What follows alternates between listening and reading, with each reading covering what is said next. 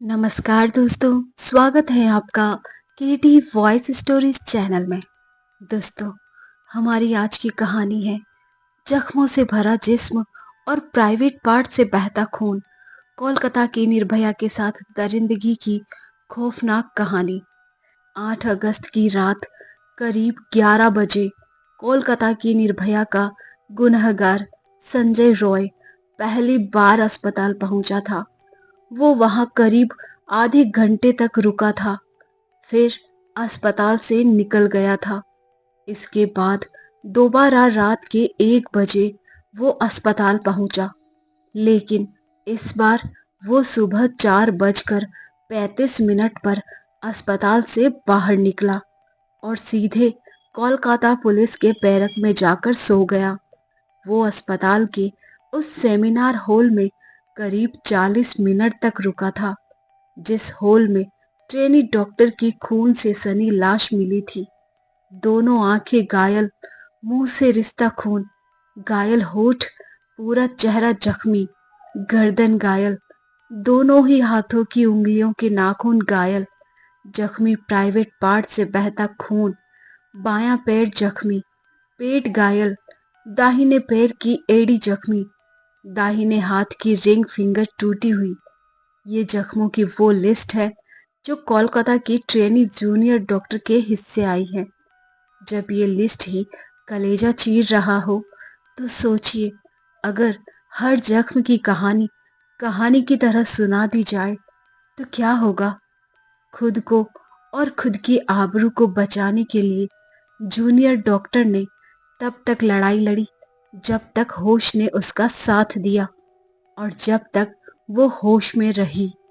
घायल होकर भी खुद को और खुद के आबरू को बचा ले गई थी, लेकिन जख्मों की लिस्ट इतनी लंबी थी कि वो दर्द और होश दोनों से हार गई। अब वो वहशी उसे नजर भी नहीं आ रहा था, क्योंकि जिस चश्मे को उसने पहन रखा था, उस चश्मे का ग्लास भी टूटकर उसकी दोनों आंखों को घायल कर चुका था। आंखें बंद थी और वो बेहोश, और इसी बेहोशी के आलम में वो तब तक उसकी आबरू लूटता रहा जब तक उसकी सांसें थम नहीं गई।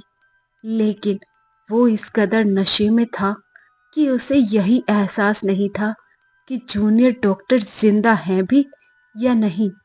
डॉक्टर शोर ना मचाए, इसलिए जब तक वो होश में रही, वो उसका मुंह दबाकर उसकी चीखों को घोंटता रहा।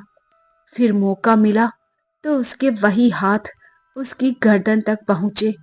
इस बीच कब गला घुट गया, उसे इसका भी एहसास नहीं था। जूनियर डॉक्टर की पोस्टमार्टम रिपोर्ट सामने आ चुकी है। इस रिपोर्ट ने हर जख्म का हिसाब दे दिया। रिपोर्ट कहती है कि जूनियर डॉक्टर के जिस्म पर जितने भी जख्म मिले हैं, वो उसे तब मिले जब वो खुद को बचाने की कोशिश कर रही थी। इसी कोशिश में उसके चश्मे का शीशा टूटा था, जिसके टुकड़े उसकी आंखों में घुस गए थे। दोनों आंखों से खून आने की यही वजह थी। चेहरे, नाक, मुंह पर जो जख्म थे, वो इसलिए आए क्योंकि आरोपी लगातार उसे काबू करने की कोशिश कर रहा था।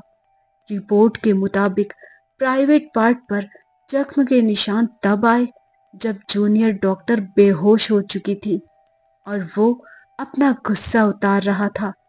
पर जूनियर डॉक्टर के साथ संजय रॉय नाम के उस हैवान ने ऐसा क्यों किया? क्या संजय की जूनियर डॉक्टर से कोई दुश्मनी थी? क्या वो जूनियर डॉक्टर को हासिल करना चाहता था, या जूनियर डॉक्टर को लेकर उसकी नीयत खराब थी? इन सवालों के जवाब सामने लाने के लिए संजय की पूरी कहानी सामने लानी जरूरी थी, खासकर वारदात वाले दिन और उससे कुछ दिनों पहले तक। कोलकाता पुलिस के मुताबिक पिछले कुछ दिनों की संजय की रूटीन कुछ यूं थी। 5 अगस्त को संजय रॉय खड़गपुर के सलुआ में पुलिस वेलफेयर सोसाइटी की एक मीटिंग में हिस्सा लेने गया था। असल में संजय रॉय कोलकाता पुलिस में एक वॉलेंटियर की तरह काम करता था। 2019 में संजय पहली बार कोलकाता पुलिस के आपदा प्रबंधन समूह में बतौर वॉलेंटियर शामिल हुआ था। कोलकाता पुलिस अपने ऐसे सिविक वॉलेंटियर को हर महीने एक खास रकम दिया करती थी। बाद में संजय रॉय आपदा प्रबंधन से पुलिस कल्याण डिपार्टमेंट में चला गया। कुछ वक्त के बाद उसे वहां से आरजीकर मेडिकल कॉलेज और अस्पताल पुलिस चौकी में तैनाती दे दी गई। फिलहाल वो यहीं तैनात था। हालांकि वो सिर्फ एक वॉलेंटियर था, लेकिन इसके बावजूद वो अपनी बाइक पर कोलकाता पुलिस का टैग लगाकर चलता था। यहाँ तक कि वो केपी लिखी टी शर्ट और केप भी पहना करता था। क्योंकि वो कोलकाता पुलिस के लिए ही काम करता था, इसलिए पुलिस के साथ उसके अच्छे संपर्क थे। इन्हीं संपर्कों का फायदा उठाकर अक्सर पुलिस बैरक में भी रुका करता था। पुलिस का वॉलेंटियर होने के नाते ही वो 5 अगस्त को खड़गपुर के सलुआ में पुलिस वेलफेयर सोसाइटी की मीटिंग में हिस्सा लेने पहुंचा था, जहां वो कुल 3 दिन रहा। सलुआ में 3 दिन रुकने के बाद 8 अगस्त की सुबह वो वापस कोलकाता पहुंचा। कोलकाता आने के बाद वो सबसे पहले आरजीकर हॉस्पिटल गया। संजय अक्सर सरकारी अस्पताल में मरीजों को दाखिला दिलाने के नाम पर एक दलाल की तरह पैसे भी वसूल करता था। 8 अगस्त को भी उसने इसी तरह एक मरीज को अस्पताल में भर्ती कराया। भर्ती कराने के बाद वो अस्पताल से चला गया। इसके बाद वो पूरे दिन अस्पताल नहीं गया।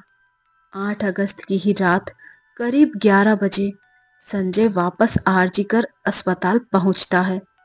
यहाँ वो उसी मरीज से मिलता है जिसे दिन में उसने भर्ती करवाया था। अस्पताल आने के बाद वो उस मरीज की एक्सरे कराने में मदद करता है। एक्सरे कराते वक्त मरीज के रिश्तेदार भी साथ में थे। एक्सरे कराने के बाद संजय फिर से अस्पताल से बाहर निकल जाता है। अब तारीख 8 से 9 अगस्त हो चुकी थी। देर रात करीब 1 बजे का वक्त था। संजय फिर से अस्पताल आता है। इस बार वो उस मरीज को देखने आता है जिसे उसी ने भर्ती कराया था और जिसकी अगले दिन सर्जरी होनी थी। मरीज को अटेंड करने के बाद वो उसी मरीज के एक तीमारदार के साथ अस्पताल के बिल्डिंग के पिछले हिस्से में जाता है। वहां दोनों शराब पीते हैं। शराब पीने के बाद संजय उस तीमारदार को उबर बाइक से घर जाने के लिए पैसे देता है। वो तीमारदार अब अस्पताल से निकल जाता है। अब रात के 3 बज चुके थे।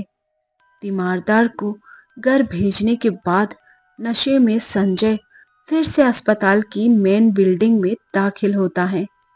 इसके बाद वो बिल्डिंग की तीसरी मंजिल पर जाता है। इस फ्लोर पर चेस्ट मेडिसिन डिपार्टमेंट था और इसी फ्लोर पर एक सेमिनार हॉल था। नशे में लड़खड़ाता संजय उसी सेमिनार हॉल में दाखिल हो जाता है। अंदर घुसते ही उसकी नज़र उसी जूनियर डॉक्टर पर पड़ती है जो उस वक्त उसी सेमिनार हॉल में आराम करने के लिए आई थी और शायद सो रही थी। शराब का नशा पहले से था, ऊपर से तीसरी मंजिल सुनसान। सेमिनार हॉल में भी और कोई नहीं था। दरअसल चेस्ट मेडिसिन डिपार्टमेंट में वो जूनियर डॉक्टर नाइट शिफ्ट में थी। तमाम मरीजों को देखने के बाद रात 2 बजे अपने 4 साथी डॉक्टरों के साथ कैंटीन में उसने खाना खाया। खाना खाने के बाद बाकी डॉक्टर मरीजों को देखने चले गए, क्योंकि उस वक्त जूनियर डॉक्टर के पास कोई काम नहीं था। इसलिए थोड़ी देर आराम करने के वास्ते उसी सेमिनार हॉल में जाने का फैसला किया। असल में नाइट शिफ्ट के दौरान तमाम डॉक्टर और दूसरे मेडिकल स्टाफ अक्सर सुस्ताने के लिए उसी सेमिनार हॉल में चले जाया करते थे, क्योंकि वो रात को खाली रहता और अंदर करीब 35 से 40 कुर्सियां लगी होती हैं। जूनियर डॉक्टर रात करीब 3 बजे सेमिनार हॉल में पहुंची और एक कुर्सी पर आराम करने लगी। बदनसीबी से कुछ देर बाद ही शराब के नशे में अब संजय उसी सेमिनार हॉल में था और इसी हॉल में तमाम जद्दोजहद के बावजूद जूनियर डॉक्टर खुद को उसके चंगुल से आजाद नहीं करा पाई। संजय करीब 40 मिनट तक इस सेमिनार हॉल में रुका था। इसके बाद वो वहां से निकल जाता है। जब संजय अस्पताल से निकला तब सुबह की 4:37 हुए थे। कमाल देखिए, एक डॉक्टर की आबरू लूटने और उसकी जान लेने के बाद वो अस्पताल से निकलकर कहीं और नहीं जाता, बल्कि करीब में ही मौजूद कोलकाता पुलिस के बैरक जाकर बेफिक्र सो जाता है। अब सुबह के करीब 8 बज चुके थे। ठीक इसी वक्त अस्पताल का एक स्टाफ तीसरी मंजिल के उस सेमिनार हॉल में दाखिल होता है। वहां उसकी नजरों के सामने जूनियर डॉक्टर की लाश पड़ी थी। थोड़ी ही देर में पूरे अस्पताल में हंगामा मच चुका था। कोलकाता पुलिस अब मौके पर पहुंच चुकी थी। मौके पर जूनियर डॉक्टर की लाश के साथ उसका लैपटॉप और मोबाइल पड़ा था, साथ ही एक ब्लूटूथ नेक बैंड। लाश पर ऊपरी कपड़े तो थे पर नीचे के नहीं। मामला एक सरकारी अस्पताल के अंदर एक जूनियर डॉक्टर की रेप और कत्ल का था। कोलकाता पुलिस अब अपनी तफ्तीश शुरू करती है। नाइट शिफ्ट में मौजूद तमाम स्टाफ से पूछताछ होती है। अस्पताल के सभी सीसीटीवी कैमरों को खंगाला जाता है। खासकर तीसरी मंजिल पर मौजूद सेमिनार हॉल की तरफ जाने और आने के रास्तों पर लगे हर कैमरों को बारीकी से चेक किया जाता है और तब पहली बार उसी कैमरे में लड़खड़ाता संजय रॉय नजर आता है।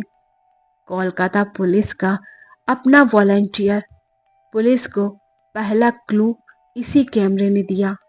दरअसल पुलिस ने जब ध्यान से सीसीटीवी कैमरे को देखा तो पाया कि रात को जब संजय सेमिनार हॉल में गया तब उसके गले में ब्लूटूथ नेकबैंड था, लेकिन जब वो सुबह करीब 4:35 पर सेमिनार हॉल से बाहर निकला तब गले में नेकबैंड नहीं था और इत्तेफाक से जूनियर डॉक्टर की लाश के साथ पुलिस को एक नेकबैंड मिला था। अस्पताल के स्टाफ से ये पता करने में देरी नहीं लगी कि संजय पुलिस का ही वॉलंटियर है और अक्सर पुलिस बैरक में ही रात गुजारता है। फौरन पुलिस की एक टीम बैरक पहुंचती है। सोए हुए संजय को उठाया जाता है और पूछताछ के लिए थाने लाया जाता है, पर संजय से पूछताछ से पहले ही ब्लूटूथ नेकबैंड अपनी गवाही दे चुका था। मौके से मिला वो ब्लूटूथ नेकबैंड बड़ी आसानी से संजय के मोबाइल से कनेक्ट हो चुका था। अब शक की कोई गुंजाइश नहीं थी कि मौके से बरामद ब्लूटूथ नेकबैंड संजय का ही है। कोलकाता पुलिस संजय की गिरफ्तारी के साथ ही ये दावा कर देती है कि जूनियर डॉक्टर के रेप और कत्ल का मामला सुलझ गया है, लेकिन अब भी कोलकाता पुलिस पर शक करने लायक कई सवाल हैं। मसलन जूनियर डॉक्टर की कद काठी को देखते हुए संजय का उस पर अकेले काबू पाना लोगों के गले नहीं उतर रहा है। ऐसे बहुत से लोग हैं जिन्हें पुख्ता यकीन है कि जूनियर डॉक्टर को गुनहगार अकेला संजय नहीं बल्कि कुछ और लोग भी हैं। हालांकि इस सवाल के जवाब में कोलकाता पुलिस ने कहा है कि उसने जूनियर डॉक्टर और संजय दोनों के डीएनए सैंपल लैब में भेज दिए हैं। अगर जूनियर डॉक्टर के साथ जबरदस्ती करने वालों लोगों में संजय के अलावा और भी लोग शामिल हैं तो डीएनए रिपोर्ट से साफ हो जाएगा। तो दोस्तों, ये थी कोलकाता की दर्दनाक कहानी। ऐसे लोगों को सजा जरूर मिलनी चाहिए, वो भी बीच चौराहे पर।